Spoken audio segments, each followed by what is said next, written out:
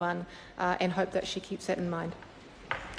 Madam Chair. I call the Honourable Dr Megan Watts. Thank you, Madam Chair. I just want to take the chance to respond to a few more of the questions that have been put, and I want to return and give Dr Smith the reassurance and reiterate that while it is not the role of the Minister to do the detailed design and engineering work, what I have indicated that I think that the Working Party report will have a huge influence over what is decided, and that safety was one of the key things that was signalled in that report. So I can give that member a reassurance that it is well over the 34% of code. It is in fact 100% of seismic strength along with base isolation that was recommended in that report. So I hope that gives that member the level of comfort that he requires.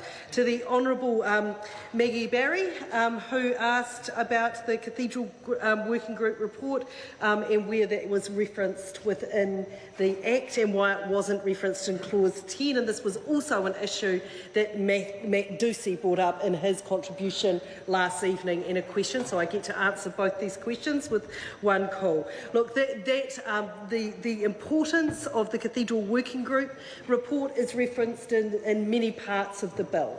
That it is there, it is the new background clause, and it is a new background clause 2A, and there are amendments to clause 3 where that document is referenced, and it was felt that that was sufficient to make sure that that important document was given the weighting it was due in terms of the decision-making powers, and very much will be part of the criteria that the responsible minister needs to use for that.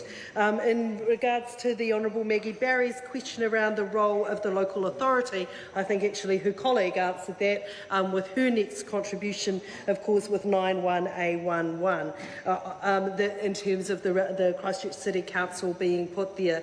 And as a minister, I fully appreciate the role of the council in this process. In fact, it was an issue, and the cathedral being an issue that I discussed early and often with both the Mayor and the full Christchurch City Council, both of whom I met with within my first month of being minister, and discussed the issue of how we were going to work together in terms of the cathedral's reinstatement. I see this very much part of the enduring partnership that we as a government will build with the Christchurch City Council to ensure that we can get the kind of momentum that we need for the future of our city.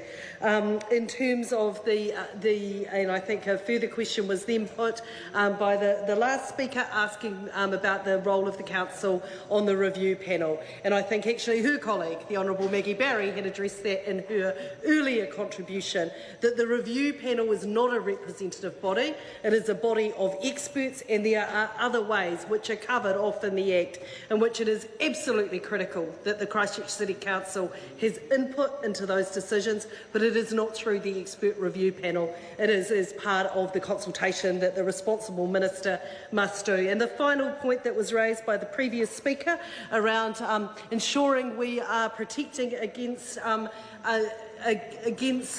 fact that we have extraordinary powers in this bill.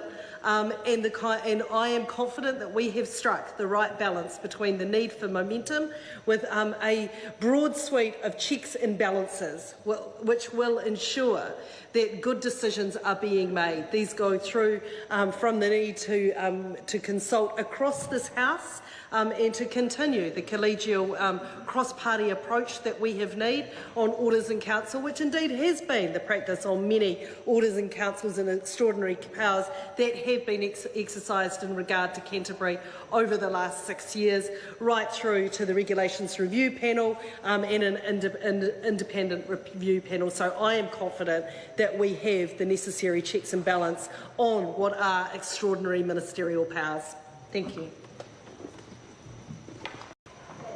I call the Honourable Nikki Wagner. Thank you very much.